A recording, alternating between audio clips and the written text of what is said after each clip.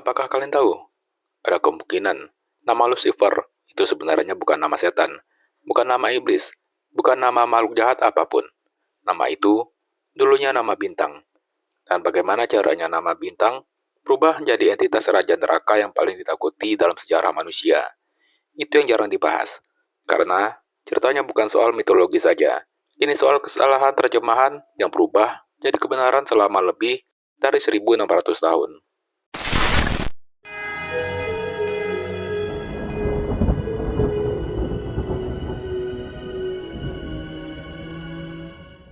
Hello there, cool people. Setiap agama punya sosok yang mewakili kejahatan mutlak. Tapi dari semua nama itu, ada satu yang nasibnya paling aneh. Namanya dikenal di seluruh dunia, dipakai di film, di lagu, di judul serial televisi. Orang langsung tahu siapa yang dimaksud begitu nama itu disebut. Lucifer, Raja Neraka. Malaikat yang jatuh, simbol pemberontakan terhadap Tuhan. Tapi ada satu fakta yang jarang diketahui, bahkan oleh orang yang taat beragama sekalipun. Nama itu, secara harfiah, tidak pernah dimaksudkan untuk merujuk pada iblis. Tidak di teks aslinya, tidak oleh penulisnya. Nama itu lahir dari sebuah kesalahan, dan kesalahan itu dibiarkan hidup, diwariskan, dan dipercaya selama lebih dari 16 abad, sampai hari ini. Bagaimana sebuah kata yang artinya cahaya bisa berubah menjadi identitas kegelapan yang paling ditakuti dalam sejarah manusia? Itu yang akan kita telusuri. Pertanyaannya sederhana, dari mana asal kata Lucifer? Jawabannya tidak ada hubungan dengan agama sama sekali. Lucifer berasal dari bahasa Latin, gabungan dari dua kata, lux yang berarti cahaya, dan fer yang berarti membawa. Jadi secara harfiah artinya pembawa cahaya. Di masa Romawi kuno, istilah ini dipakai untuk menyebut planet Venus, khususnya ketika Venus muncul di ufuk timur menjelang matahari terbit, karena dia bersinar paling terang dan muncul lebih dulu dari semua bintang lain. Orang Romawi menjulukinya bintang pagi, dan istilah Latin untuk julukan itu adalah Lucifer. Tidak ada unsur kejahatan, tidak ada unsur pemberontakan. Ini istilah astronomi murni, dipakai oleh penyair dan ilmuwan Romawi jauh sebelum nama itu pernah disandingkan dengan iblis. Lalu, bagaimana sebuah istilah untuk planet berubah menjadi nama Raja Neraka? Jawabannya ada di satu ayat, dan satu keputusan penerjemahan yang akan mengubah sejarah teologi selamanya.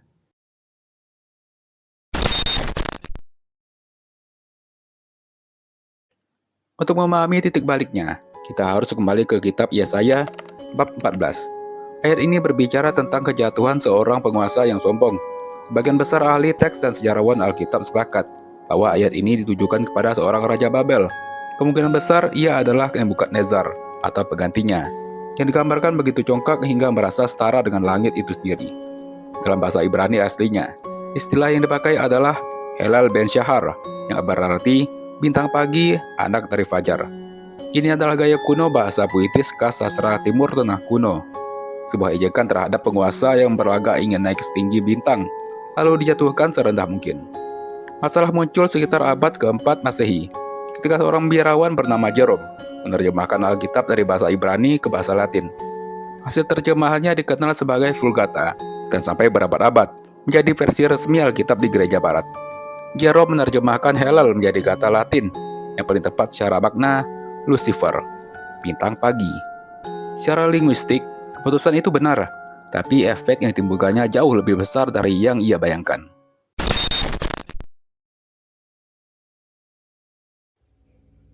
Pertanyaan yang lebih penting adalah ini, kapan tepatnya Lucifer resmi disebut sebagai nama iblis? Jawabannya cukup mengejutkan. Tidak ada momen pasti seperti itu. Tidak ada deklarasi resmi, tidak ada satu kitab yang secara eksplisit menyatakan Lucifer adalah nama lain dari setan. Yang terjadi adalah proses bertahap. Selama beberapa generasi setelah Jerome, para teolog awal gereja, termasuk Origen dan Tertullian, mulai menafsirkan ulang ayat Yesaya 14 itu, bukan sebagai sindiran politik terhadap Raja Babel, melainkan sebagai metafora tentang malaikat yang jatuh karena kesombongan. Tafsir ini kemudian digabungkan dengan bagian lain dari Perjanjian Baru, khususnya di Injil Lukas, yang menyebut bintang yang jatuh dari langit, dalam konteks kekalahan kekuatan jahat. Tambah lagi dengan tradisi lisan tentang malaikat pemberontak yang sudah berkembang di kalangan Yahudi sejak sebelum era Kristen.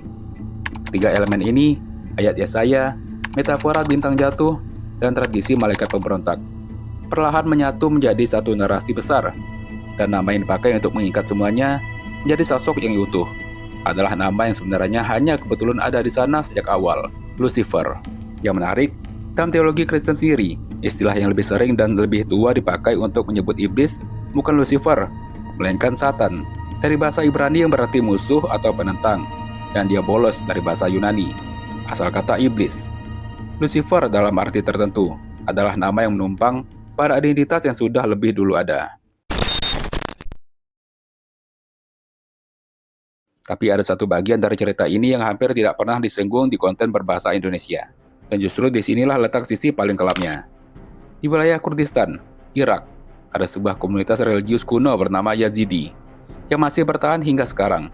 Dalam ajaran mereka, ada sosok bernama Melek Taus, yang berarti Raja Merak, malaikat paling agung dalam kosmologi mereka. Struktur ceritanya terdengar familiar. Melek Taus pernah diuji oleh Tuhan, menolak satu perintah, lalu mengalami konsekuensi atas penolakan itu.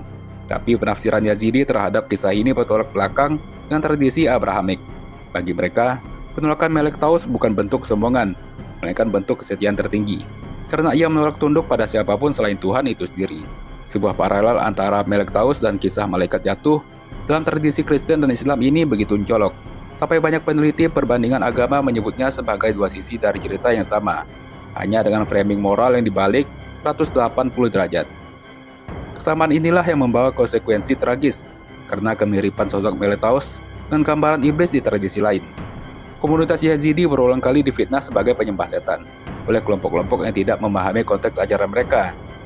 Stigma ini menjadi salah satu alasan dibalik persekusi panjang yang mereka alami, termasuk genosida yang dilakukan oleh ISIS terhadap komunitas Yazidi pada tahun 2014, sebuah peristiwa yang diakui PBB sebagai genosida.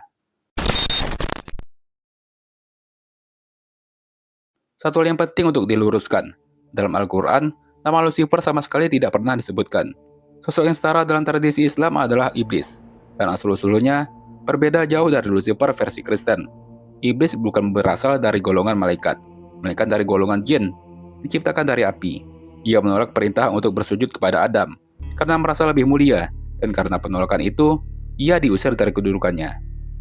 Pola besarnya serupa, makhluk mulia yang jatuh karena keangkuhan. Tapi setiap detail asal-usulnya berbeda total dari narasi Kristen. Ini menunjukkan sesuatu yang menarik. Archetype cerita tentang yang agung yang jatuh karena kesombongan muncul berulang di banyak tradisi agama secara independen, yang menyatukan semuanya menjadi satu sosok bernama Lucifer. Sebagian besar adalah pengaruh budaya populer barat, bukan kesepakatan teologis lintas agama. Jadi, siapa sebenarnya Lucifer? Jawaban paling jujur yang bisa diberikan adalah itu bukan nama asli siapapun. Itu nama bintang pagi yang tertukar menjadi sindiran untuk raja yang sombong, yang kemudian tertukar lagi menjadi metafora tentang malaikat yang jatuh, sampai akhirnya mengeras menjadi identitas tunggal yang kita kenal sekarang sebagai simbol kejahatan paling ikonik dalam sejarah manusia. Dan dibalik semua itu, ada ironi yang jarang disadari orang. Nama yang hari ini identik dengan kegelapan, secara harfiah berarti pembawa cahaya. Apakah ini sekadar kesalahan penerjemahan yang biarkan berkembang selama 16 abad? Atau ada sesuatu yang lebih dalam dari sekadar kesalahan bahasa? Itu pertanyaan yang barangkali tidak akan pernah punya jawaban sendiri.